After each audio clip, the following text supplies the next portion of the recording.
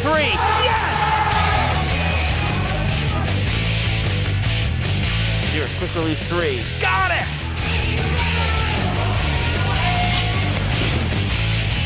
And it's good!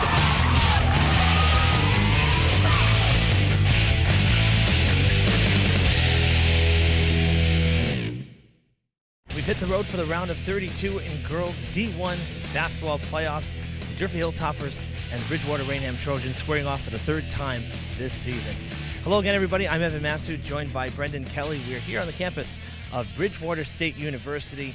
Neutral ground because the school did not have access today and they had to move. Everything got shifted because of the snow. So here we are. It's as close to a home game as it can get for the Trojans. Hey, it's just fantastic over here. What a facility.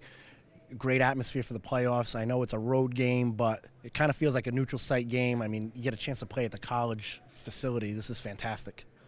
We saw some tremendous basketball from the Hilltoppers on Wednesday night. One of the best games, we said at the end of the broadcast, we've seen in a couple years. It was perfect. All three phases, they were fantastic. What's it going to take tonight now against an opponent that you're familiar with? Yeah, this is a league game technically, but it's in the playoff atmosphere. Bridgewater-Raynham is a very good basketball program, well coached. They've got some star players, but if Durfee plays the way they did defensively and most importantly moving the ball and getting extra rebounds, they're going to have a shot in this game. The Trojans, as you said, always players in this league. They've been tremendously successful in league play, so they have that coming in. And they have one great star player that you've referenced a number of times as well. Yeah, she's fantastic. You know, she's getting all the looks. Bridgewater-Raynham, I don't think since the SEC has been around have lost a league game, so maybe tonight's the night. All right, folks, we're going to head upstairs because we're in the walking track tonight. Great vantage point for our broadcast. We hope you'll stick around. Round of 32, right after the break.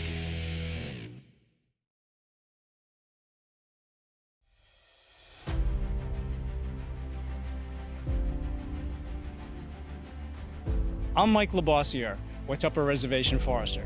And I'm Paul Furlan, the Administrator of Community Utilities. Protecting open space is a benefit today, and it's a gift to future generations. For over 150 years, Fall River has been a leader in environmental preservation. The Southeastern Massachusetts Bioreserve ensures forests and fields remain undeveloped and accessible. The Community Preservation Act is a vital component to fulfill climate goals. Since 2017, CPA funds totaling nearly $1.3 million have been used to acquire conservation areas in Fall River. Educational programs within the bioreserve connect families to nature and promote understanding and respect for diverse culture, history, and wildlife. Half of Fall River, about 12,000 acres, an area the size of Mattapoisett, is protected water and woodland. Healthy forests minimize flooding, reduce erosion, and provide habitat for endangered species. As the region expands manufacturing and technology, people are directly reliant on green infrastructure as an irreplaceable source of clean water and air. Miles of trails wind through unique landscapes which appeal to hikers, cross-country skiers, and mountain bikers. Specific areas are open for safe seasonal hunting. The bioreserve promises endless discoveries and recreational experiences year-round. CPA funds have supported thousands of significant projects in Massachusetts. Thank you for your continued interest in community beautification and betterment.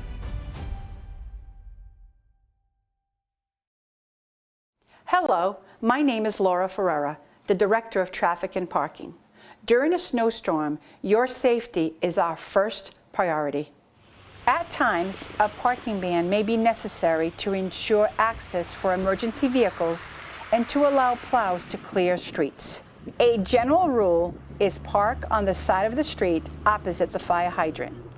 For more information, please visit our website at www.fallriverma.org and search parking ban.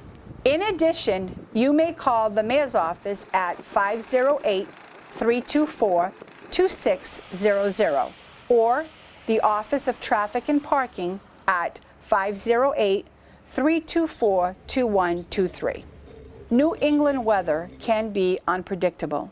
Notification of a parking ban will be made early to give residents the opportunity to move their vehicles. Thank you for your assistance and cooperation.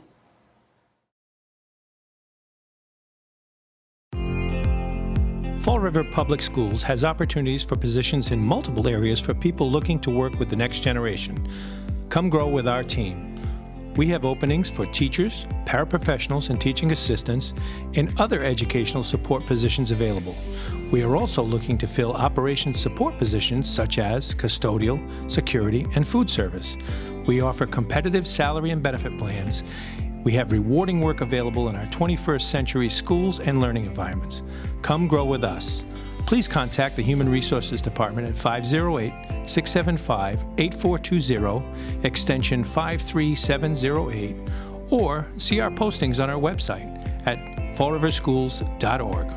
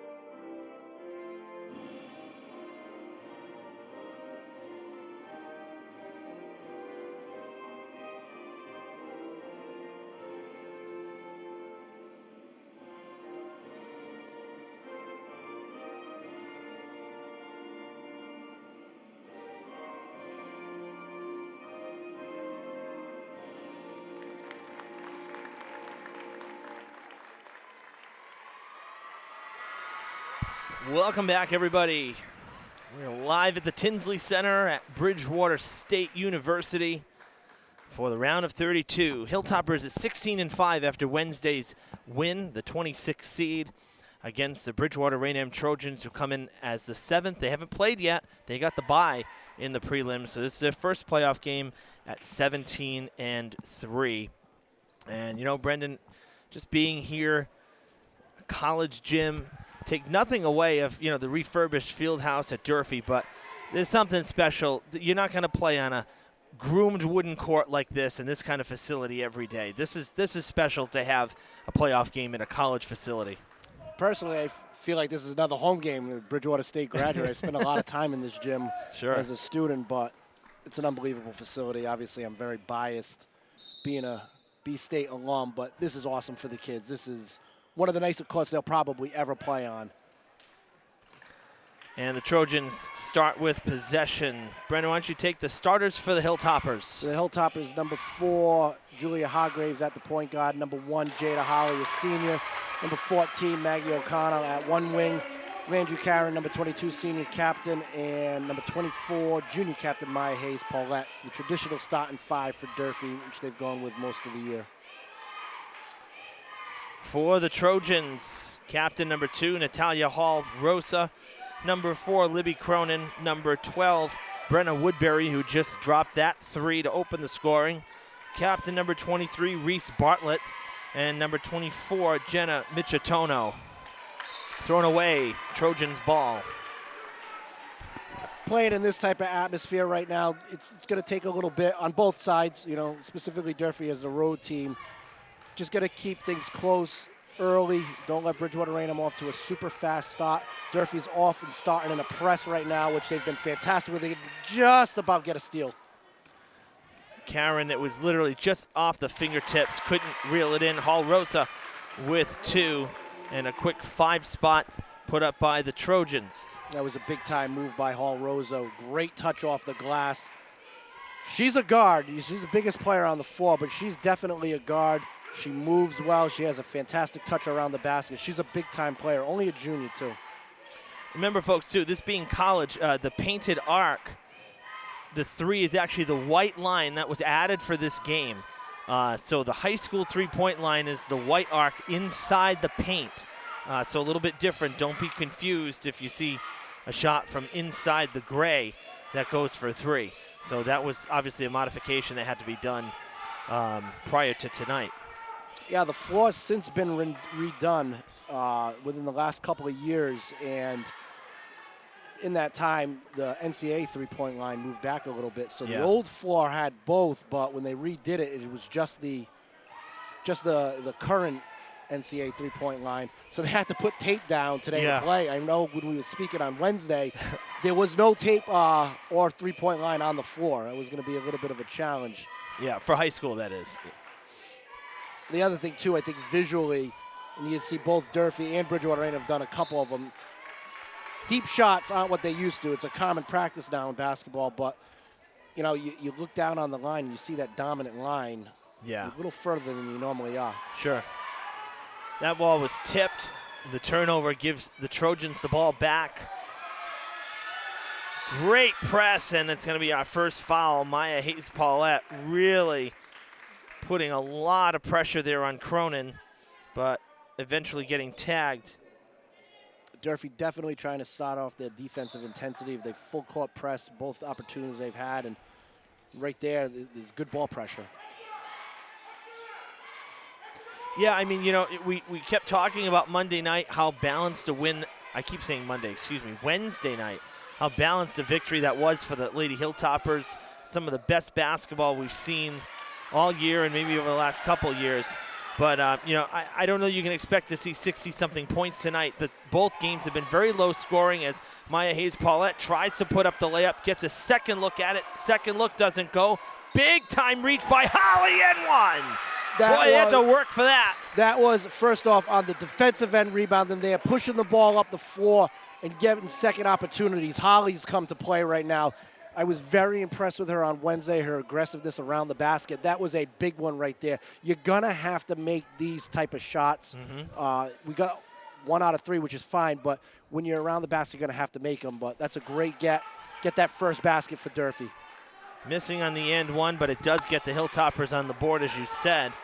I mentioned the scoring as a long 3 from the corner, in and out from Michitono. Holly again with a very, very good rebound. Whoa, just that on was the close. line. It didn't go over, but it was close. A couple people sitting in front of us. They had the same reaction. Karen loses it. A break. Woodbury. No good. The Hilltoppers went too far, and now a collision. Hayes-Paulette on the floor right now. Be curious to see if that was on Holly or Hayes-Paulette. It was on Holly, so that's not Hayes-Paulette's second. Holly's first, team second, and they'll inbound. The first matchup between these two schools was here in Bridgewater. 34-27, the Trojans won it, and it was a very low-scoring night. And then on February 17th, right before the winter break, the Lady Trojans defeating the Hilltoppers at the Fieldhouse 49-38.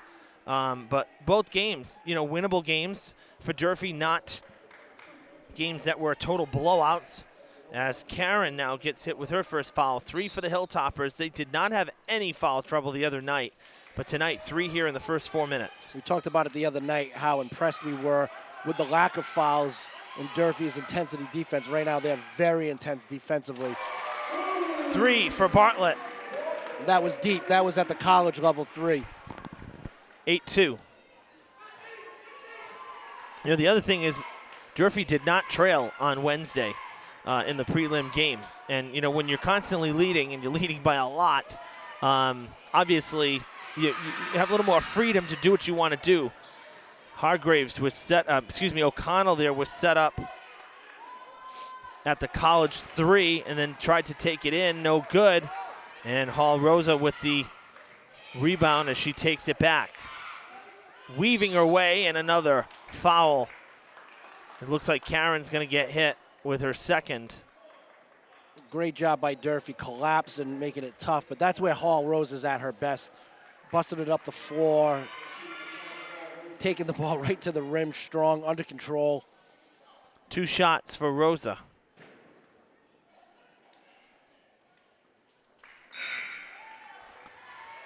Still haven't had the. I didn't quite hear the number. They haven't put it up on the board yet. They have not. Coach Guimond's on the floor right now trying to make sure he knows exactly. It's Maya that got called on her second. They're going to have to play some extended minutes right now. Mm-hmm. I've never always. I've been burned both ways as a coach. You go to the bench right there's away. no tomorrow if you lose, so you don't want to like have someone sit for too long and say losing her for those minutes made a difference, right? You start to second guess it. You also want to try and trust your star player, but with baseline great Holly move by Holly again. She's really establishing herself right now as a main option. Well, if there's no other options, you gotta rely on her if she's getting the looks. Well, she's put the ball in the basket pretty well this year as the travel's called. Mm-hmm. Maddie Hargraves into the game for the Hilltoppers, replacing Hayes Paulette. Now Kuchar going to check in. Looks like for O'Connell, for Karen, excuse me. So this is where being ready when your number's called right now. Lauren Kuchar, a captain, great athlete, great role player. She's going to have an opportunity in the state tournament to play some extended minutes right now. Same thing with Madeline Hargraves, although Hargraves has kind of been a traditional six-man. Out of bounds. Doesn't necessarily stop a plays quite a bit.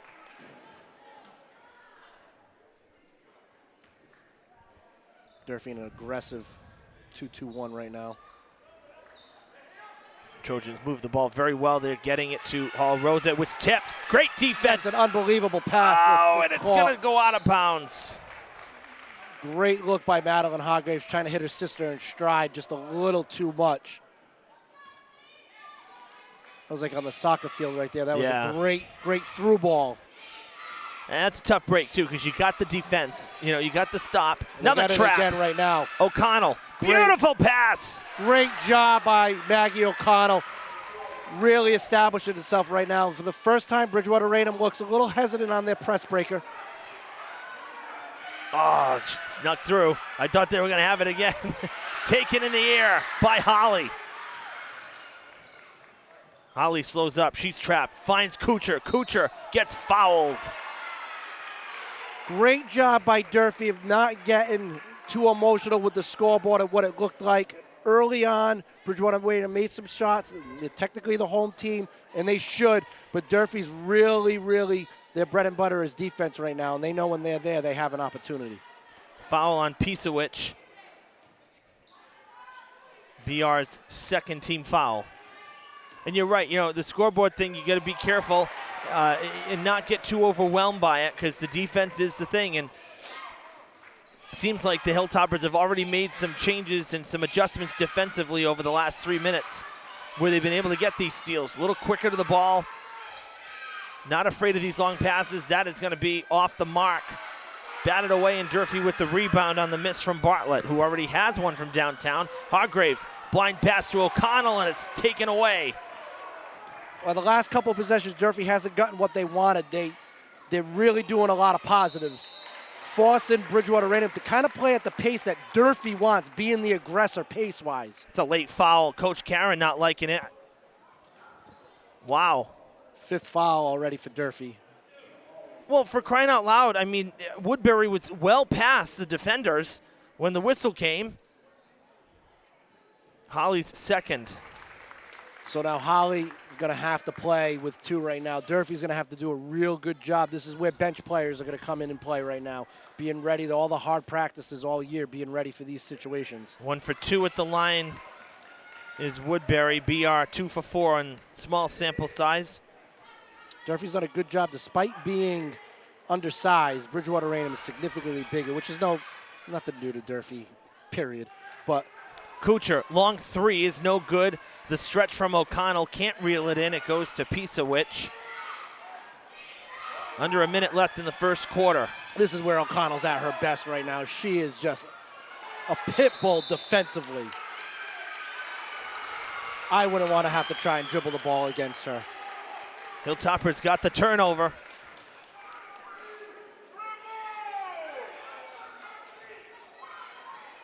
.39 seconds. Durfee could take it just about down to regulation of the first quarter. The defense from both sides right now is just spectacular. To the basket, doesn't go. O'Connell gets her own rebound and is fouled. No whistle. Loads of contact. She comes away with it. Corner for Hargraves. It's no good. Durfee is battling on the boards. Jada Holly again. Yep. Quick foul, not sure where. Quick foul. The three does not count. Did it go in? It did go in. Following the referee. Yeah, it did go in. 13 seconds. Durfee will go into their short time period out of bounds. Bartlett's first foul. Third for BR. Holly gets it. Shot is fouled and will take two. She missed her first free throw on the and one. She'll get a shot here to take two shots. I've said it before, and I'll say it again. I love the way she's attacking this game right now. You can see it in her face. You can see it in her body language. And you can see her attacking the rim and rebounding. She's here to play today. Well, she's a senior. This could be it for her, so she doesn't want to go home yet. She misses the free throw again. That foul was on Hall Rosa, her first, and the fourth now for the Trojans, who've picked up the last two fouls. Holly makes the second. It's a one-possession game with 10.6 to play in the first. Need a hold right here. Open. Basket good. Great job by Bridgewater-Raynham. Breaking the press, getting a good look. But I'll tell you what, 12-7 after one. On the road, Big Jim, crowd starting to get here right now. Durfee will take this. This is a two-possession ball game. When you consider it was 9-2 with about 3 minutes left, that's good. And again, I think there were some just, internal on the floor. There were no timeouts. So, just mid-game adjustments that Durfee was getting tighter. You could tell they're listening, to Coach Karen as well, who was constantly on the sideline telling them where to be for defensive purposes here. When you've had two looks at a team this season and you've held them to under 50 twice. So, for me, I look at it and say, okay, you can hold them to under 50 again. Can you put up enough points this time offensively to get the job done? That's the concern. That's the question mark, I guess you could say. Not really so much a concern, but that's the game plan, right? The defense has been there. That's what Coach Karen's known for. Sure. He's a master at the defensive end. And the thing that I'm most impressed about right now is, we talked about it in the pregame, since the inception of the SEC, no longer Old Colony League, no more Big Three, Bridgewater-Raynham has not lost a league game. You can tell in the faces of the girls at Durfee right now, they believe they can win this game. They believe they can compete with these guys. There is no hesitation right now. There's no awe, and that plays a big thing in sports.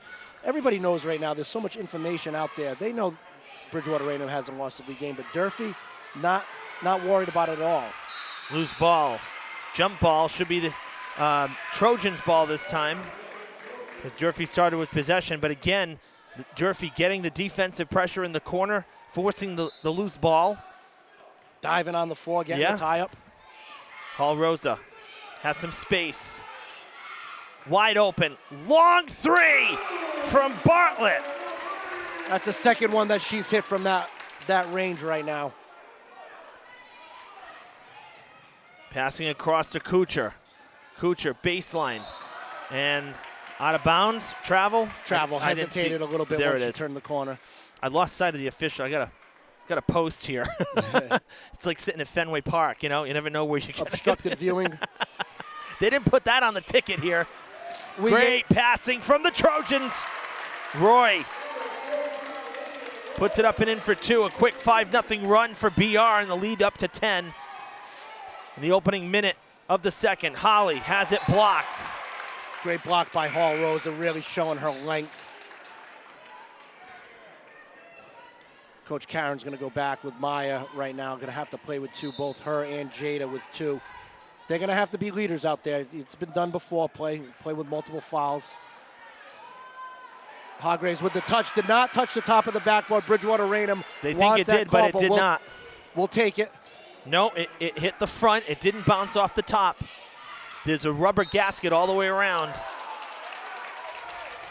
Madeline Hargraves stepped in right now. That's a tough one right now. This is where we've talked about in the past, sometimes three-man crews, when there's aggressive style, aggressive nature, sometimes they anticipate something that may not necessarily be there. Bartlett with a heat check. Well, that was not a foul, though. They did not give a foul unless the scoreboard's late on it. I believe the scoreboard's late. They walked right over to the. Madeline Hargraves at 25. That's there. Durfee, great job breaking So this the should press. be Durfee's 6th foul, and the scoreboard in-house is wrong. Great putback by Maya. Great block out for 2.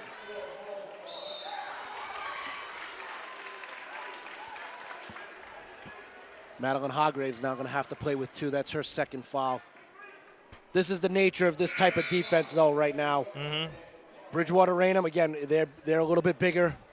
Durfee's playing very aggressive. They're trying to fight fire with fire. I love the game plan, but sometimes this is the occupational hazard of what happens playing this aggressively. You got an official timeout here because the scoreboard still reads 5 fouls. It's supposed to be 7. They should be on the line for 1-1 right now. Exactly.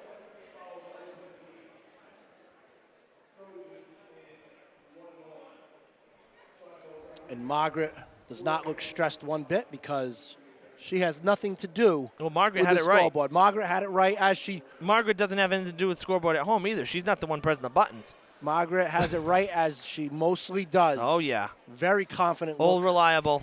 Very well, confident not old, look at my God. No. Miss Reliable.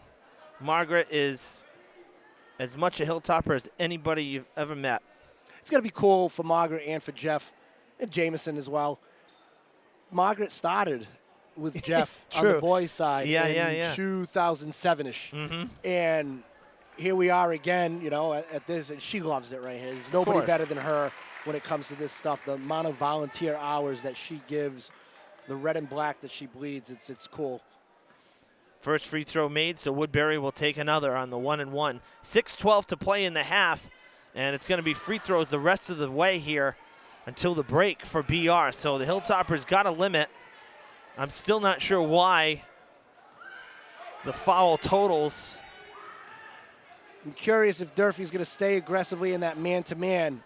Holly, great pass to O'Connell. Even better touch with the floater in the lane. Durfee's staying aggressive right now. O'Connell is just all over that ball. I'm wondering, Brendan, the scoreboard, could it be because it's college scoreboard, it won't go past the 5 there? On the guy's side, it still does, I believe. So, I mean, there's a true. Like Hello. that, so. No, you're right. Hello. So, I'm not sure. Then, obviously, an issue with the board. That's a tuck and run with it. How many steps you're going to give? No shame in Durfee right there. They defended that perfect. That's just a big-time player making a big-time play. It's too many steps. I'm sorry. I disagree. I mean, tucked it under her arm and ran it like a running back in football. No. I'm not buying that one. Durfee with that diagonal pass, which is fantastic. Batted away from behind. Hargraves lost it, and now the pass is tipped away. So now with Durfee, we had the defensive pressure at the end of the first. BR's turned it on here and has taken it away from Durfee last couple times. They're calling a deflection right now, which nobody on Durfee seems to be complaining. So maybe from up here, it looked like she threw the ball out of bounds. It didn't even look like it went out of bounds. This is tough right now. Durfee is playing so hard right now, and the atmosphere gets to you right now. This is really going to show where they're in shape. This is where the sprints all season come in.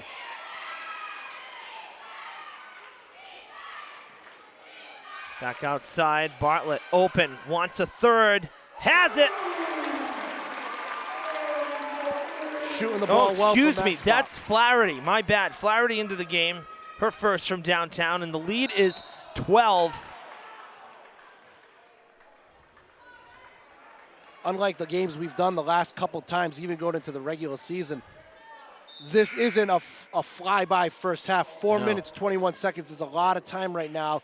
Lead's swelling up to 12 right now. It's important for Durfee to kind of keep this close going into halftime. Anything under 10, it's doable. Anything over is doable as well. I mean, basketball spreads switch all the time now, but it's important right now Durfee can kind of settle themselves. Well, Hall Rosa on the bench now. She picked up her second foul, so Coach Seavey taking her out. And looks like Bartlett is back in. There she is with the ball now. Pace of play has led to both star players, or leading scorers, I should say, having to play with two or going to the bench. Under 10 on the shot clock. That's a very questionable call. You think? Hands were up. Maya was not moving, though. Coach is not really questioning it, but I don't like it. And this is where you get into this situation where you want to trust. She's playing aggressive. She's doing everything that they're asking right there. The physicality of basketball is contact. That's a tough call right here. Not to get on the refs, because I think we've had incredible officiating throughout. But this is where, you know, things can get a little tough right now. I feel as though this could be a little bit of overcalling right now, allow for some things to play. But well, when you compare to Monday's boys game and Wednesday's girls game, yeah, I'd say it's a little overkill right now. They've been calling every little thing rather than just letting the players play. As Durfee will get to the free throw line, blocking call. That's the sixth foul for BR, the second for Pisewicz. Unless we're off again by looking at the score clock. Yeah, the scoreboard has not changed since 5-team fouls. Long three in the corner is no good. Karen trying to get it. And it'll be Trojans' ball. Great hustle by Landry Karen trying to get that offensive rebound. Durfee staying in their press. O'Connell and Hargraves right at that front of that press, trying to make it as tough as possible.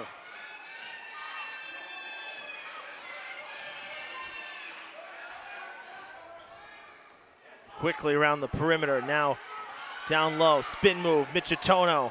Can't get it to go. I like the look though. Good set. It was a good set. Fantastic old school drop step. You don't see a lot of traditional post play anymore.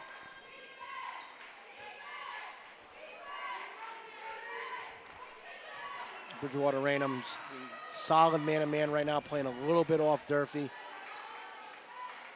Very similar to what we saw at Winchester against the boys Monday. Out of reach, and Holly loses it.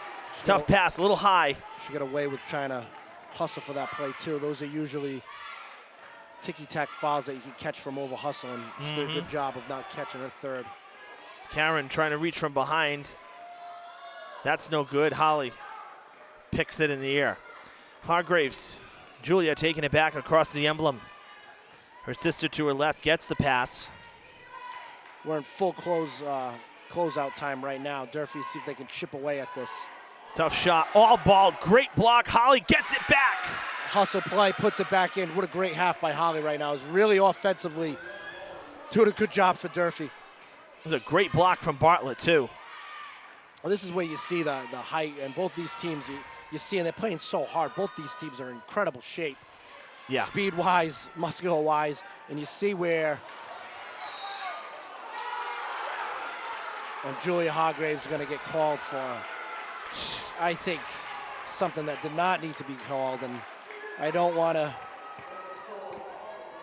be anti-referee right now, but got to let the flow go a little bit right now and play. It's a loose ball. It's a loose ball. It's a hustle play. Durfee bench not happy with that one at all. Durfee side of the fan section also not happy with that at all. Well, if it's going to be made about the whistles, we're going to be in for a long second half. That's the problem. I'll tell you this, too. Looking at the clock, you and I watching the flow of the game, it's not changing right now. This could get kind of interesting with the clock with that stuff. But 14-point lead after the 1-and-1 for Woodbury. Both shots made. Bridgewater-Raynham almost at the amount of points they had earlier in the year. O'Connell gets it back. Out to Hargraves, wants it again. Long three, now this time short. It was long from the white line in the corner, so she dropped back a little bit and was at the college line, and this time a little short. Those are open shots. Those are shots that need to be taken. They'll fall. No good. The rebound is lost. Dual possession should be Durfee's ball this time. Great gap by Landry Karen. Listen, loose ball on the floor. Durfee's going to be the first one on the floor.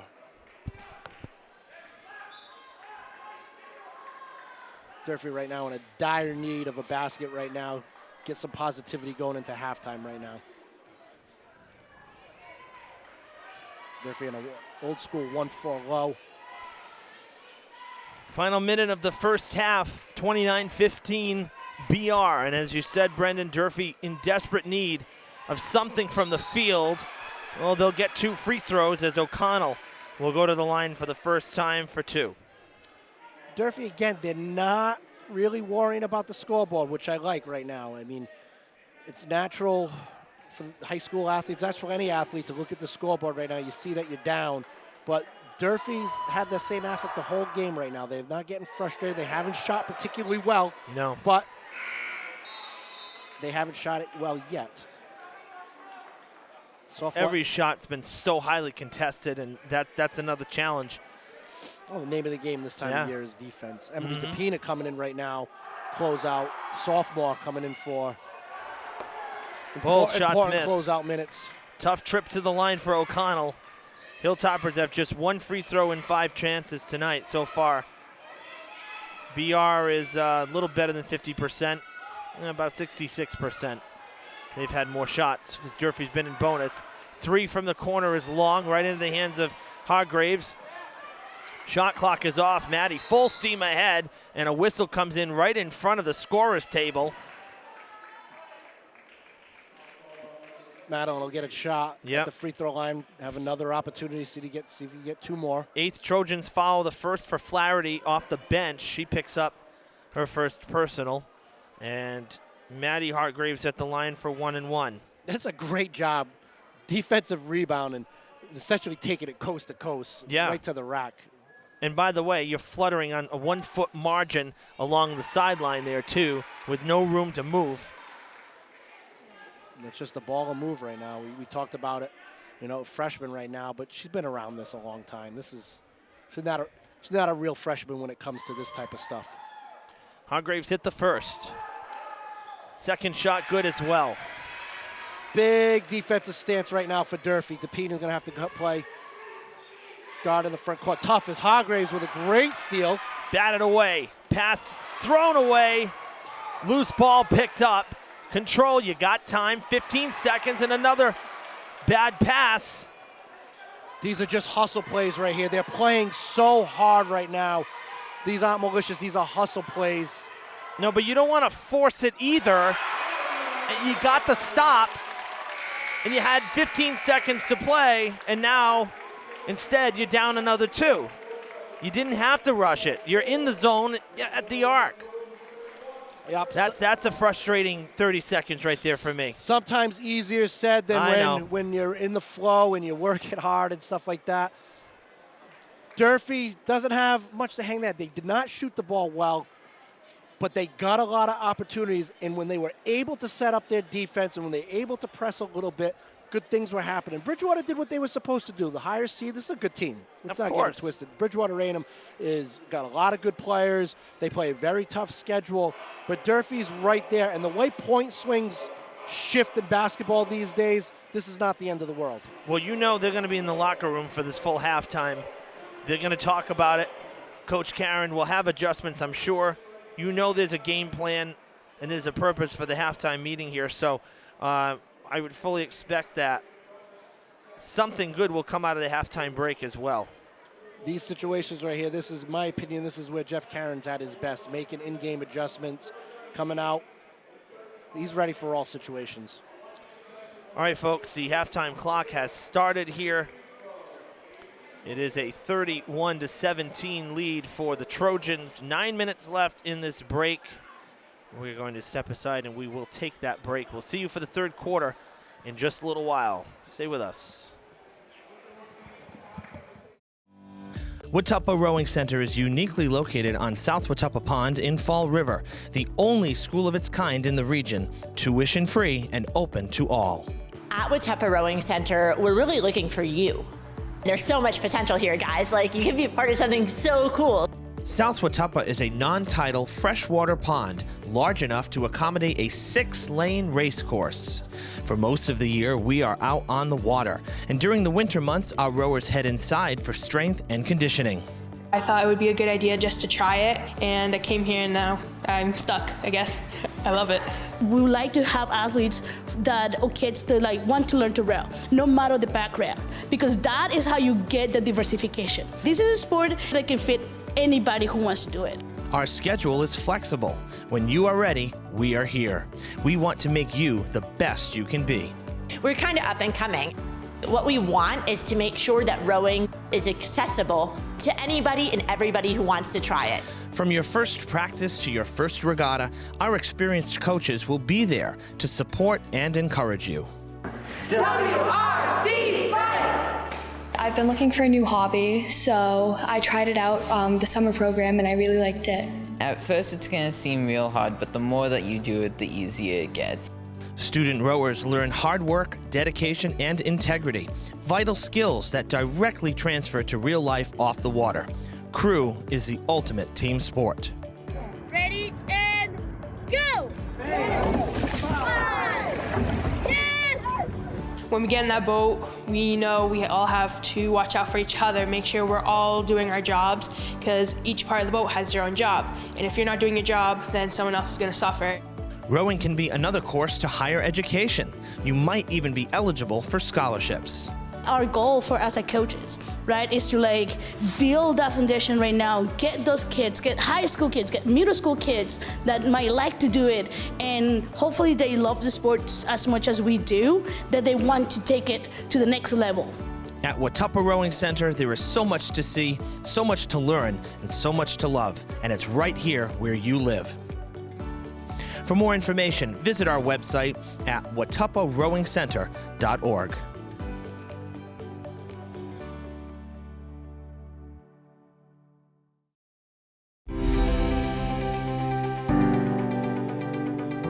The School Administration Building at 417 Rock Street was built over 100 years ago by craftsmen from around the globe. And Mr. and Mrs. William Brayton, mill owners, raised their 9 children in this statement home. Decades later, the property became too costly for a single family and was gifted to the Fall River School District. Architects reconfigured the 22 rooms to accommodate administrative staff. By 2018, this historic structure was compromised, eliciting mold and water damage. Once dubbed the last big house on the hill, this extraordinary piece of architecture was in poor condition. Care was shown to restore artistic elements, including the circular railing and banister, chair rails, crown molding, antique and oak flooring. And the building is now handicap accessible. Roof work was the primary concern for the Brayton House. This new pitch surface directs water to a modernized drainage system. 10 years ago, Fall River residents voted to adopt the Community Preservation Act, which allows for a 1.5% surcharge on property tax bills to incentivize history, travel, diversity, and recreation. CPA funds have supported thousands of significant projects in Massachusetts. Thank you for your continued interest in community beautification and betterment.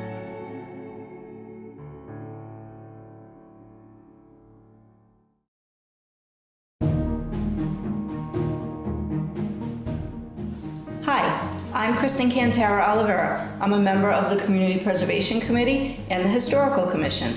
Welcome to the Lafayette-Durfee House. I'm David Jennings, curator. Built in 1750, this is one of the best living history representations in Massachusetts. Judge Thomas Durfee, the original owner, was also an admired patriot.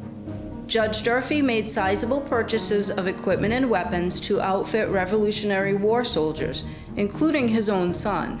Generals and Minutemen frequently met here for secret and strategic military planning. But by the 1970s, the home's significance was largely forgotten and it was slated for demolition. Preservationists rallied, first to fund the restoration and secondly to resurrect interest in the heroic Durfee family. The original frame and foundation are intact. Craftsmen worked tediously to repair or replace decorative elements. Visitors are encouraged to handle artifacts and work alongside artists. The Lafayette-Durfee House is included in the National Register of Historic Buildings and exceeds standards of the Secretary of the Interior.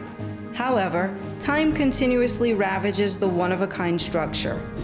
Grants from the Community Preservation Committee, as well as monetary contributions, spearhead the efforts of tireless volunteers. CPA funds have supported thousands of significant projects in Massachusetts.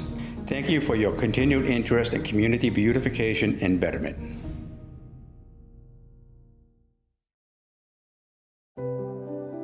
Fall River is in the forefront of honoring members of the armed forces.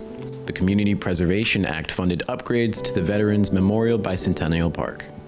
In May 2021, Fall River dedicated the Vietnam Veterans Memorial Wall, an 80% scale replica of the original. The aluminum panels are engraved with the names of more than 58,000 heroes killed or missing in action during the Vietnam War. The project, including landscaping, exceeds recreation and open space requirements set by the Community Preservation Act.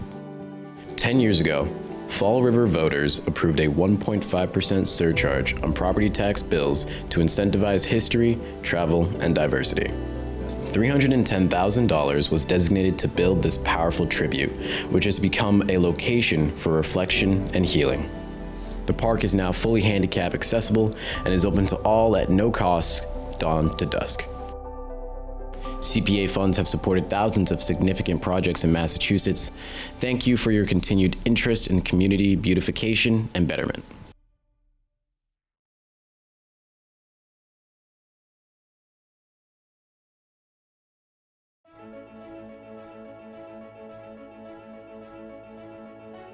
The Gothic Revival-style arch at Oak Grove Cemetery signals the final resting place of some of Fall River's most prominent residents. Since 1873, thousands of funeral processions have passed through these ornate iron gates. War heroes, abolitionists, mill owners, and Lizzie Borden are buried within these walls. Despite fine craftsmanship and historical recognition, the arch was unable to withstand time and the elements, and was in danger of collapse. 10 years ago, Fall River residents voted to adopt the Community Preservation Act, which allows for a 1.5% surcharge on property tax bills. This cherished landmark was saved with funds through the Community Preservation Act. In just 5 months, this time using some modern machinery, local contractors refurbished the granite arch and replaced sections of the gate. A uniquely Fall River work of art and a respectful reflection for the dead has been saved for future generations. CPA funds have supported thousands of significant projects in Massachusetts. Thank you for your continued interest in community beautification and betterment.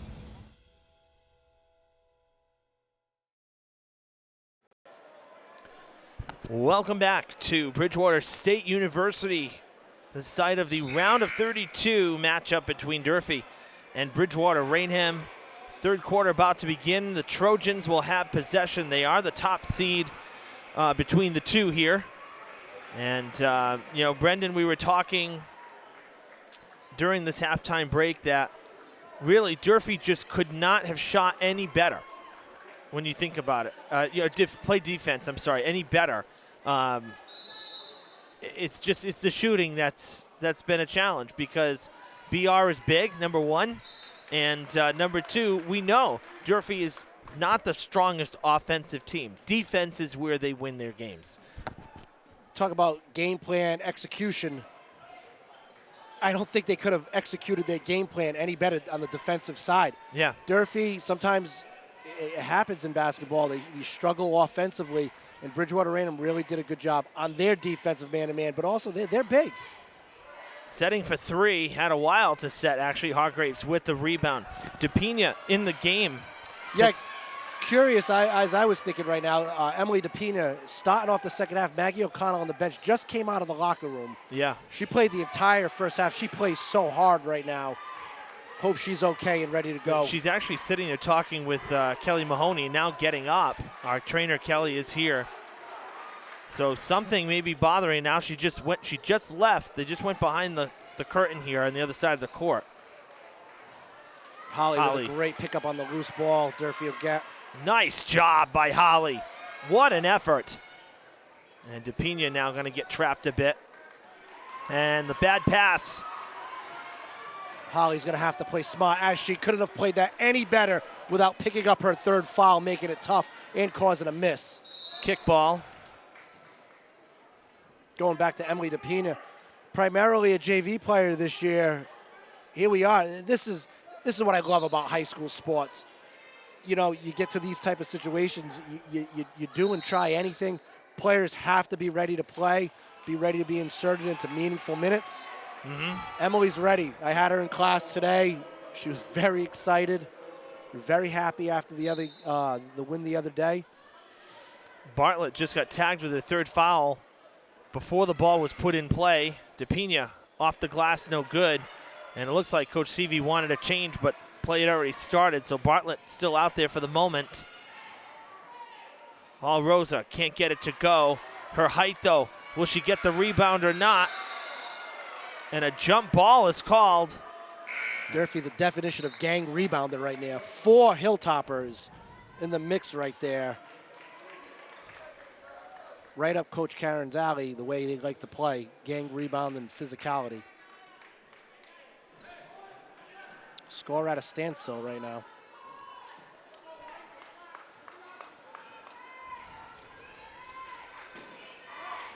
Holly trying to shield a bit. And go to Maya Hayes-Paulette. Good pass down low to Holly. There's that first one right now. Gives Durfee an opportunity to set up in a press right now. Here's the halftime adjustments right now. They dropped a little bit right now. Don't let Bridgewater-Raynham get that runway, use their speed, and they cause a turnover in the half court. Give them a different look. There's that halftime adjustment that we talked about. Coming up with something different look right now as Maggie O'Connell back in there. Emily DePina should be very proud of herself. Very productive minutes off the bench. Maybe a little unexpected. She had a lot to be proud of. That's a great job.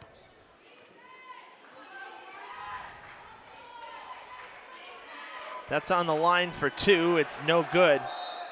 And out of bounds. Good effort from O'Connell. Durfee just going to go play defense right now. It's on to the next ones, the next possession. Just make this a possession-by-possession ball game. Try to win those. O'Connell might have just needed a little bit of a rest right there. She's a warrior. I mean, great athlete.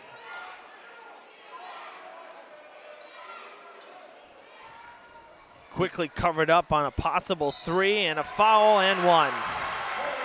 Great closeout to start. But a better turn the corner, dish it in there, and 1. Michitono with the basket. The foul is on Holly, her third. Very impressed with her game.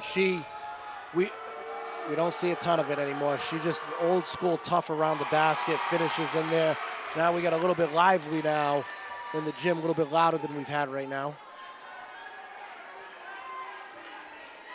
15-point advantage, the largest of the night.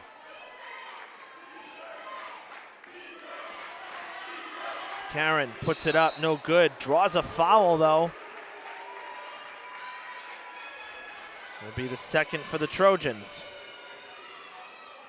Free throw shooting, important in all aspects of basketball, but right now with Durfee struggling to get some good looks from the field right now, it's going to be important for them to make their free throws. Cronin with the foul, her first. And Karen hits the first. And look at this from a high school standpoint. How cool is this? Landry Karen at the free throw line. And because of the atmosphere we're in right now, this feels like the Division I college. This feels like the pros. Bridgewater-Raynham student section yelling right at her. Yeah. She knocks them both down. That's a cool moment to have. A real cool moment to have. It brings up the point of, at Durfee we have those end cap modular bleachers now. We do? And it would add quite an atmosphere. The 2 end caps that are against the walls. At Durfee? We have those? But yes, when in use. I'm gonna let that go. When in use, we'd have those, and that would. If those were closed in, we'd have an arena atmosphere for basketball games. Get the band on one of those with the 6th man. Be fantastic. I loved when we had the marching band a couple years ago. Added a lot to the game. Hayes Paulette can't get it to go. O'Connell. Hustle play, just happened to be in the wrong place at the wrong time. Hayes Paulette with a great move. Ball just went in and went out. Durfee again now. A little bit of a different look press-wise.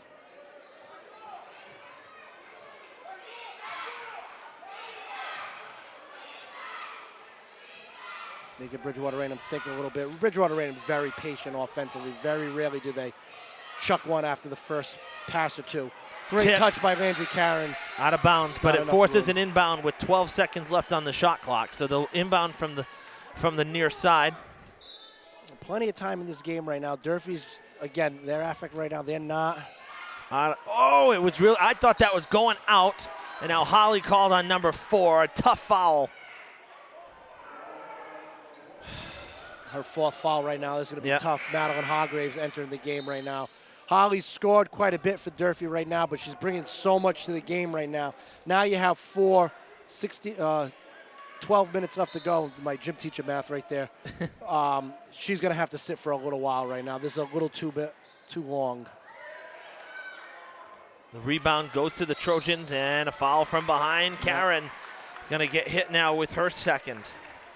And Durfee with 3. Unless I'm mistaken right now, Madeline Hargraves called for the foul, her third. So Durfee's going to play extended time right now with foul trouble. Beautiful take from Hall Rosa. That was just turning the corner. That was like one of her workouts.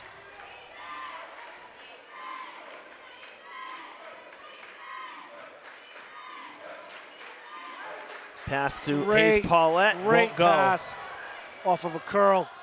It's tough finding the basket right now.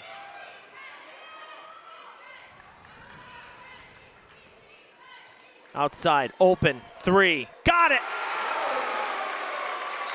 And a timeout. That's a huge 3 by Reese Butler right there. That's a big, big momentum shift right now. Durfee's playing so hard right now, not getting anything on the offensive end to show for it. Bridgewater-Raynham patient right there. Reese Butler with her third 3. Drilled it.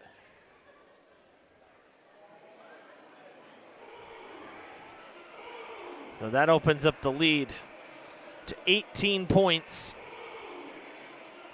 for the home team tonight. State tournament, good teams right now. Bridgewater-Raynham battle tested. It's not out of the possibilities, but Durfee's really going to have to stop putting the ball in the basket, causing some turnovers right now. This is going to be a tough task right now. Still with 11 minutes to go. Bridgewater-Raynham really feeling it right now. Confidence showing. Good crowd tonight here. They were late arriving, but I'd say the stand's about 80% full. Yeah, I'm not sure the MIA with the 6 o'clock start. Most games, and I know we're at the mercy of other people's facilities. So it's actually the MIAA is not in charge of this round, so it's still the host school that sets the time. And I have a feeling that athletic director Bill O'Connell probably, like you said, because they had to move to here, this is probably the time that they were given. That's just an assumption. I didn't ask any reason why. I mean, the boys played at 6 on Monday at Winchester, so I think part of it too is that there's nothing happening before. This is the one game. There's no freshman, no JV, so you could cheat a little earlier of a start without getting it to be too early.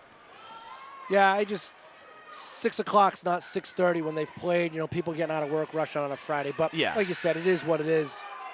O'Connell, great take. Just can't get the ball to fall in right now. No, the Hilltoppers can't buy a basket. Only 1 from the field, and it was Holly who's on the bench. 3 from Hall Rosa, and the Trojans pouring it on. 42-21. Hall Rosa with a little bit of foul trouble in that first half has really come on strong, showing her versatility offensively. Take the ball to the racket right there. That one was from the college. Karen answers with a 3. That's Durfee's first from outside all night. So that shows you the pressure that BR's put on Durfee. They haven't been able to set for one outside. Bridgewater-Raynham, just great job just settling in, defense. Another three. That's Flaherty. She's got 2 in this quarter. Bridgewater-Raynham showing their depth as well. Well, I was watching them in warm-ups. They just hit nothing but outside shots. We were standing with Coach Karen and Coach Guimond and athletic director Brad Buston, and I was watching them. And just everything they put up was going down. Yeah, these girls from Bridgewater-Raynham, they play a ton of basketball. Yeah. When this season, they have aspirations to win it all. Of course. It's no secret. And a lot of them, they'll go right to their AAU season, and a lot of them play high-level AAU. I'm not talking just weekend tournaments from now to the end of May. Yeah. They'll travel the circuit in the summer. Hall Rosa is, on the national circuit. And yeah. She's getting looks from a lot of Division I teams. She's still got another year to play, but she's on national radar. And rightly so. And Reese Bartlett's not that far behind as well. And their role players are best players on other teams. So they're deep, well coached, great program. But they play a lot of basketball.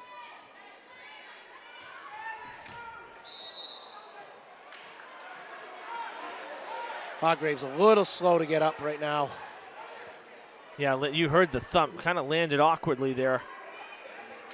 She's played the entire game on Wednesday. Landed on her, looks like her shoulder or elbow a little awkwardly. And this is as old school as it gets. It's shaking it off and she's bringing the ball up, ready to run the offense right now. That shows what type of kid she is. Yeah. And hits her sister with a great pass and an even better dump off. Hayes Paulette will have an opportunity. Go to the line for 2. Hilltopper's got the call there. 3rd foul for Pisewicz, 6th for the Trojans, and Maya Hayes Paulette at the line for 2. And she misses the first. It's her first opportunity. They've really shut her down tonight, and I know she's been out, for some significant minutes as well because of the foul troubles, but just the one basket tonight for Maya. They've really closed out the paint, which is her thing. The rebounds, the second chances, and the layups. That's what happens when you're the other team's main focus of their game plan. Yeah. This time of year, there's a lot of film breakdown. There's a lot of game plan and adjustments. And Maya's been Durfee's leading scorer. And that's what happens. You become the other team's game plan. Stolen by Hargraves. It doesn't go. O'Connell out of nowhere. Karen for 3, no good. Bounces back to the point. Maddie Hargraves with it. Back to O'Connell. O'Connell puts it up. Doesn't go. Can't get it to go. And a quick foul against the Hilltoppers. Yeah, that's a frustration foul right there. You can't get any cleaner than the three-point look wide open and then turn in the corner a runner that goes in 98 times out of 100 during the year, and they're not right now. That's a frustration foul. Bridgewater-Raynham with a timeout, yeah. Well, you talk about the game planning, and you mentioned it Monday. We talked about it a bit on Wednesday as well. As you get to see, teams that have a bye. You tend to see their coaches show up to a game, and Coach Seavey was sitting right next to our camera at Durfee on Wednesday, and she had the notepad out. They were there. That game was out of reach early. She didn't leave until there were 10 seconds left in the game. She watched every minute of it. So, and she watched the broadcast too. I'm sure she watched it back. Yeah. Playoffs, preparations, this is the time where it's a different level. Yeah, the Seavies are well-traveled throughout the state when it comes to checking teams out and scouting. And, they get ahead of the game. There's been years, talking to Jimmy, he's seen almost everybody in the South. Yeah. When, potentially, it's January and you might see somebody in March and they've got notes on them or, yeah. They do a good job in the prep department and, it's how it's supposed to be done at this level. Preparation, the kids deserve that and they appreciate that and they recognize that as well. When they know that their coaches have investments in each game, in each possession, they tend to play a little bit harder. DePina back into the game for the Hilltoppers. Hall Rosa left open for 3. heating up. O'Connell back on the bench right now. Might be time to go back to Holly. At this point, I would say, well, there's only 15 seconds left in the quarter. That one won't go either. The rebound, though, from Maddie Hargraves. It's off the bottom of the rim. Ball is loose and out of bounds. Trojans ball. And right now, it's just one of those nights right there. Holly really doing a good job on the bench, trying to motivate and keep them playing hard, and they will. Durfee deflection. A Durfee ball. Looks like it'll be Durfee ball right now, 9 seconds. So a little bit of a break there. They could try to end this on a high note, and they're going to use a timeout. That's exactly what they're going to do. Grease boards out right now. They're going to try to go into their back pocket of side outs. 9 points this quarter for Durfee, 17 for BR. And the Hilltoppers could definitely use a basket here. And it's funny you say 9 points. It doesn't even feel that much. No. It's just, it's one of those nights, those things happen in basketball where it's just really tough. The old saying, buy a basket. Yeah, and I think Durfee would spend a lot of money to buy a basket right now. Well, just looking ahead, the winner of this one would go on to the Sweet 16, and they would face the number 10 seed, Newton North. Newton North won yesterday. They played yesterday, 69-53, hosting Mansfield. And we know Mansfield is no slouch either and part of the Hockomock. So that was, I'm sure, quite the game. So if the score stays as it is and BR comes out on top, they're the 7th seed. They would host Sweet 16. If Durfee pulls off a miraculous comeback, they would travel to Newton North. Newton North is there every year. Guys I know. and girls. It's unreal. Multiple sports. It's an unbelievable The athletic Newtons, program. North and South, Needham, Wellesley, that whole area.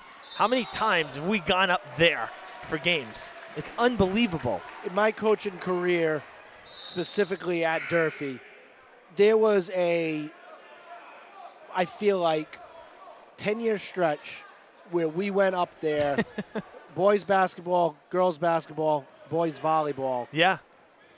It's amazing. 7 or 8 times in 10 years. In a couple, 2013, me specifically, Newton South twice in the same year, girls basketball and volleyball, as the second time Bridgewater-Raynham buzzer beater to close out a quarter. And that's like what we're saying is Durfee can't buy a basket, and then it's just not your night when that falls in that way. How many did we see in and out for Durfee through these first 3 quarters? That's frustrating to see that. Right now, going into the 4th quarter, Durfee's got a couple things. 1, not give up, which they won't. They will play hard right to that final buzzer. 2, bring some positivity. A lot of these kids are coming back next year. Yeah, on both sides. You're not losing a lot. You lose in terms of quality. You are, but in numbers, you're not. So I agree with you there.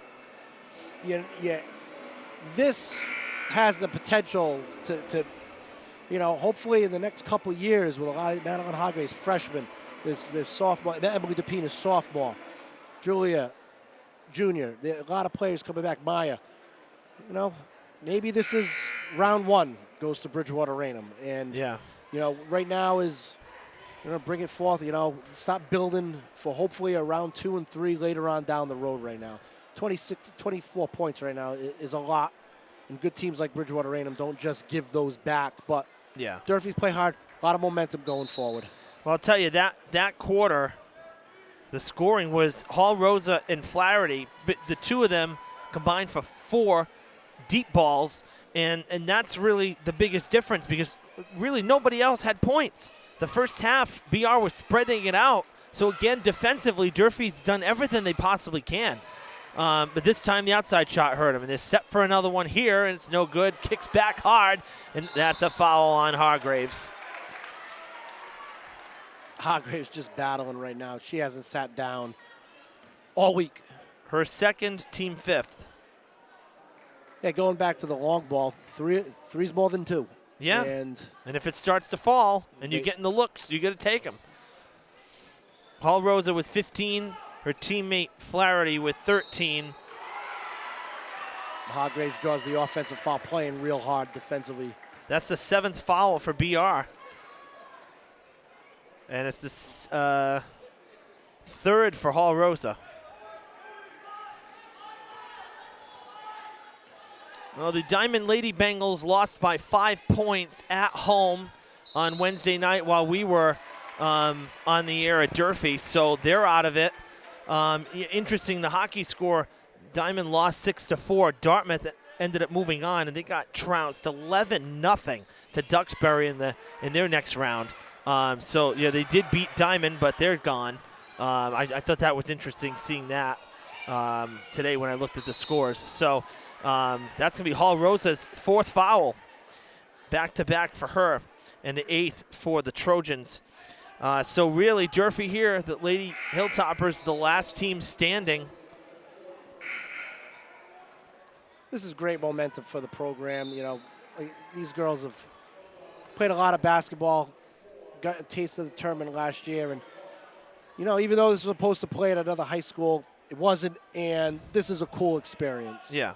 You know, having just done it, and have done it a couple times at these neutral site games, it's just different, and this is something that they'll remember for a long time. 1-1, the miss from Hargraves, and out of bounds, Durfee ball. That's a close call. I thought maybe she kept her foot in. Hargraves with just 2 points. She had a field goal back in the first quarter, but she's been the one setting the offense as best as possible, but hasn't had much points-wise to show for it. Maddie Hargraves steps back, takes the jumper for 2. Durfee right back at that 1-2-1-1. They're going to make Bridgewater-Raynham earn it right to the end. Off the foot, a kick ball. Yeah, Julia Hargraves, maybe not in the scoring department. She does so many things right on the basketball floor. I mean, the ball's in her hand all game. I jokingly said she hasn't sat down in weeks, and that's really hard to do. Open for 3, doesn't take it. This is where Bridgewater-Raynham's great. They pass up good shots for great shots. Using time, knowing that time's on their side. Less than 10 on the shot clock. Trapping, out of bounds it goes. They'll have to inbound with 6. But the inbound in a real awkward spot. Those are real tough area to run something. Oh, they're going back to baseline, okay. Still very Still much tough, so extended. But yeah, and thrown away. Good defense right there from the Hilltoppers.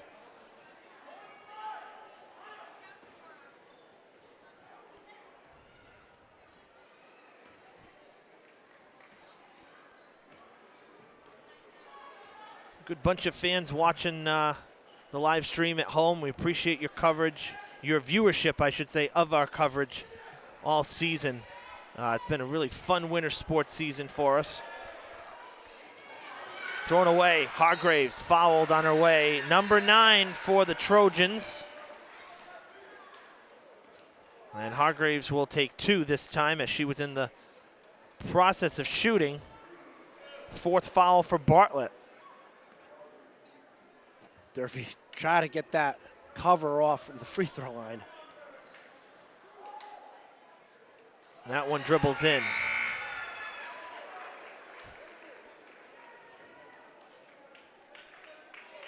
And let's see, out of the game now is Pisewicz. Bridgewater-Raynham's going into the bench a little bit. Bartlett, though, still out there with the 4 fouls, as is, well, Hall Rosa's not, right? No, she's on the bench. Both shots made by Hargraves. Durfee get a delay game wanted right now. I'm not really sure why. For what? The ball going to the stand area, but they cause a turnover, stepping off over the line. I guess so.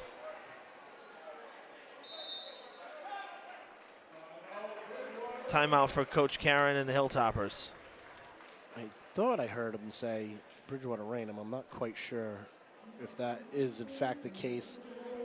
I could be hearing things. We talked about the sound system. Yeah, I'll tell you, it's a great facility, but I'm looking at the speakers. They're actually, I mean, it's a good setup up there, but yeah, it's a little bit muffled. It almost it sounds hollow. It sounds like it's coming from the other side of the curtain.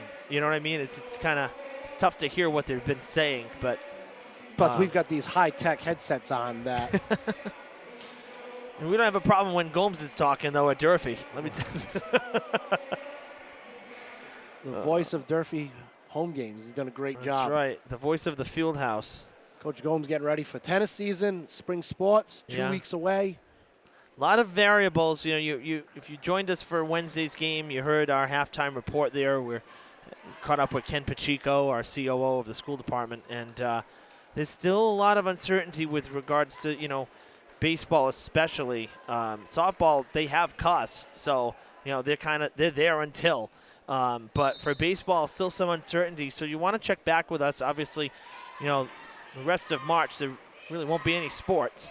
The only thing I got on the docket that I know of, that I've been told about, is the Bristol County DA's office is bringing back the free Brian Rose baseball clinic Saturday the 18th, so 2 weeks from now, and it is at Durfee. It's only going to be about a 2-hour session this year, but it is free. And Brian's just such a stand-up guy, you know, former Boston Red Sox pitcher, long three, and you know, he's always great to talk to. He's so good with the kids. I know the Durfee baseball team usually helps out with that. You know, it's a good thing if your kiddo is you know, thinking about baseball or is already playing and just wants, you know, to hone in some skills with a former major leaguer. It's free. It doesn't get much better than that. So come on out. We put the registration on our Facebook page a few weeks back. So you know, scroll through the feed and you'll find it. You know what I'll do is I'll pin it as well so that anybody who needs to find it can find it quickly. So you got a couple more weeks you can register for that. Brian's a great guy. Love working with him. He does a ton for the youth in this area. Yeah, and he really, really does. Really, really good guy. That was Maddie Hargraves putting in Durfee's last basket. She's into double figures now. Puts up another and is fouled at the tail end of it. She's going to get to the line. Chipping away. Here we go. Here's the post. So, folks, if you go to our Facebook page, Fred TV Sports, right at the top, you'll see the pinned posts. There's about 2 or 3 of them. As Bartlett fouled out there. That was the 10th for BR, and Bartlett's night is done. But if you're interested, you can find it, the information and the registration stuff there.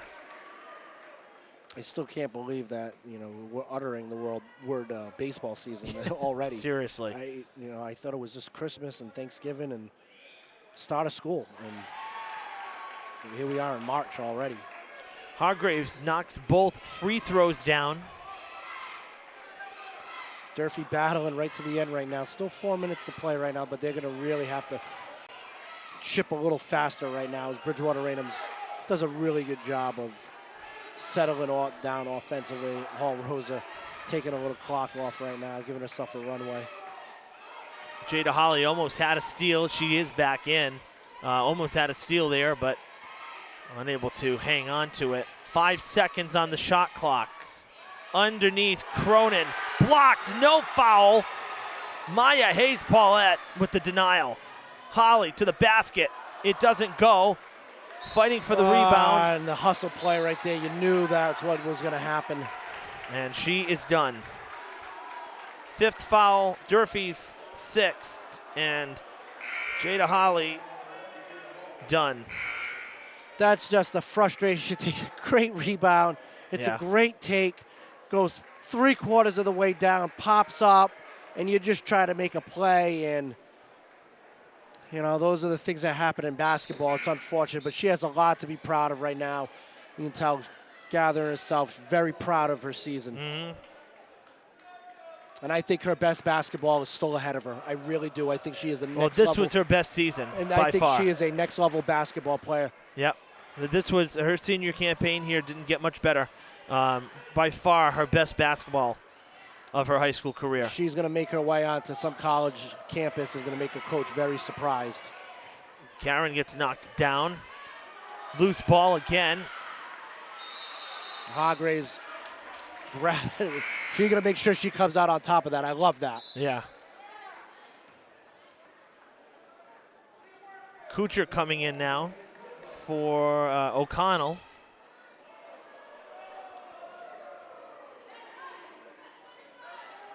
Durfee, I think, needs one. They get one quick three and a quick stop. I'm talking like in under 30 seconds both. And that's the night for Hall Rosa. Team at the limit, and both she and Bartlett have now fouled out. Knock these down. That's two big players gone with 3:18 to go. I mean, stranger things have happened. 16 points is a lot, but stranger things have happened. Durfee, I believe, still has their 3 timeouts right now, so you're going to have the opportunity to shorten this game a little bit right now. Maya Hayes-Paulette at the line. She had only one trip in the game. It was last quarter, and she missed both free throws. And that one not going to go either.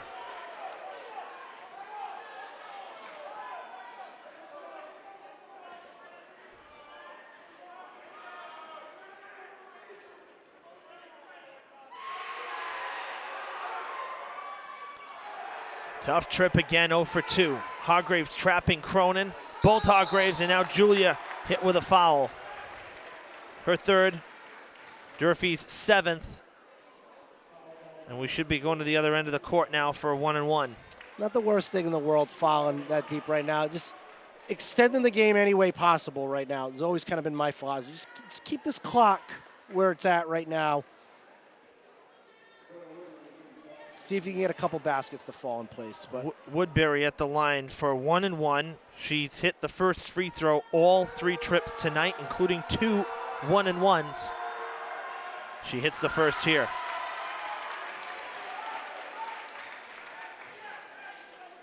This is where Bridgewater-Raynham's good, though. They, you know, these type of situations, they're going to knock down their free throws. They're going to take care of the ball. Missed on the second, and Maya Hayes-Paulette with the rebound, passing to Julia Hargraves. Very tightly defended. Down to the corner now, Kuchar across to Karen. Gets it to roll. Beautiful set and a timeout for the Hilltoppers. That's the first. Great catch by Landry Karen, finishing in traffic. Coach Karen calls that timeout right away. Still at 3 minutes. Extend this game. Keep everybody here as long as you can. Keep the game as long as you can.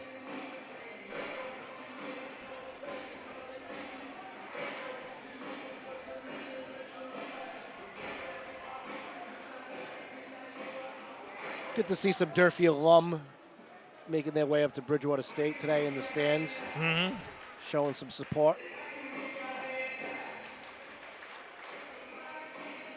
Javon Holly here watching his sister.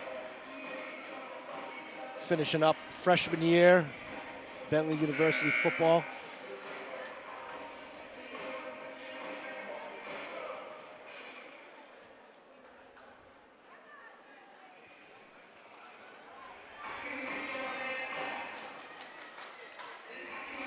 As a fellow Masscacker, Fitchburg's facility relatively new as well. Yes, their rec center and gym was almost like brand new when I went there, fall 07. I think it's a little maybe 3 or 4 years old, newer than this one. Okay. But I think it's similar time frame because the design is extremely similar. So I am pretty sure they were done around the same time.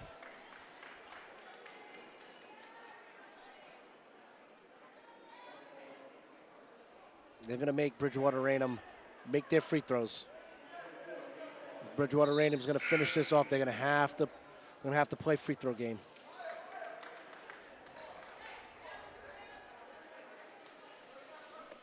That was Maya Hayes-Paulette on there, on her 4th foul. Cronin hits the first. Ace for the team, by the way, for Durfee. Bank open at the free throw line. Second shot misses.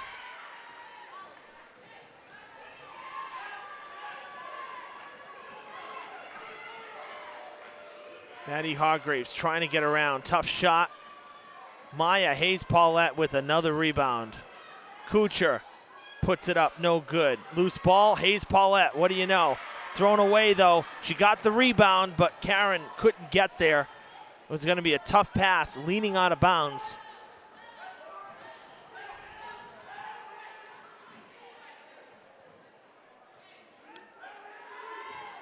Bridgewater-Raynham smartly right now. Going to take the clock down a little bit. Probably won't shoot until under 2. Baseline. That's a hard thing to do with Durfee playing such aggressive defense, and they get a very clean look. And that's going to be the night for Maya Hayes-Paulette, who's done a good job in the second half of playing with foul trouble. Picked up that third in the second quarter. It's not easy to do. Although, looks like Landry got called for the foul, so Maya will stay on the floor. I've been wrong a couple times tonight, and it sure looked like it was going to be Maya. And it's okay that it's not, but I thought it was going to be. That was Durfee's 9th foul, Karen's 2nd, and Cronin misses the first, but this time can afford to miss it because it's not a 1-and-1. It's the 2nd. 2 minutes to go in Durfee's season.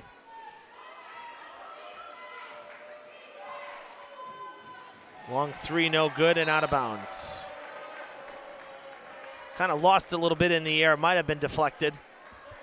That one was a deep one too. You wonder if that was just a deep release, or you look at the dominant floor, Bridgewater-Raynham with a traveling. Durfee gonna press right to the end.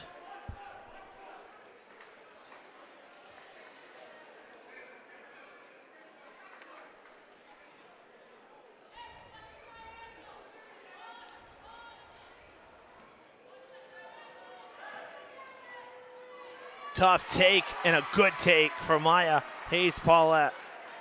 Turned the corner great. Laid it in.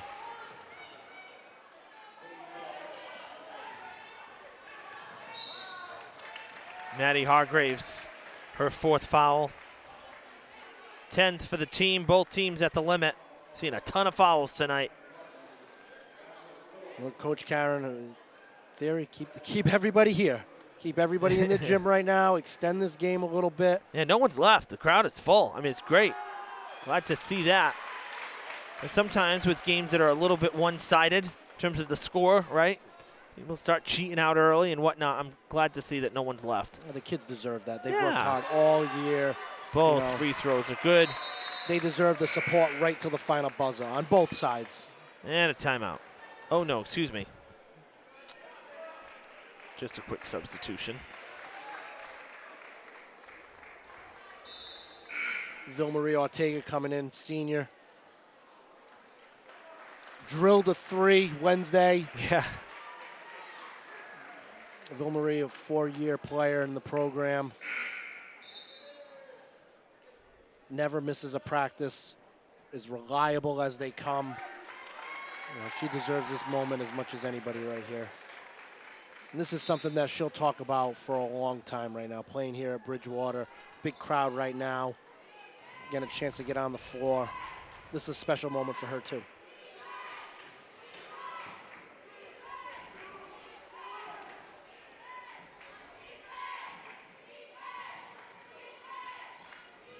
Picked in the air and kept in bounds by Woodbury. That's a great save. Unbelievable. 60 seconds left in the game. Bridgewater-Raynham, Newton North. This will be the 2nd time they meet this year. They traditionally play one during the year. Usually it's a home and home depending on the year. Every other year. Bridgewater-Raynham came away with a victory, I believe, on Super Bowl Sunday. I could be wrong, but they will be familiar with each other. You know, the game planning, the scouting begins again. Exactly. That's the fun part of this time of year. It's also super stressful because you want to enjoy this win because there's a lot of hard work put into place. But it's got to be on to the next one really, really soon. It can take a lot out of you, but Newton North, January 29th. Not Super Bowl Sunday, but close. An old Super Bowl. It was a Sunday 1 o'clock game, and the BR Trojans lost that game 35-34 on the road. They have not lost since. Bridgewater-Raynham lost. Bridgewater-Raynham lost. One of their 3 losses. They also lost to Andover 44-31 and Weymouth back in December 56-47. But that game in January 29th, BR did not lose a game in February, and they are going to win their first playoff game of 2023. The Hilltoppers with a tremendous season, 16 total wins between the playoff game and 20 regular season games, but they fall short against their conference opponent, who has beaten them for the 3rd time this season, 55-38, the final score. A tremendous effort by the Hilltoppers defensively, but the offense just too much to overcome. Yeah, congratulations to both teams. The girls have a ton to be proud of. This was a very, very good season. There's a lot coming back, and congratulations to Bridgewater-Raynham.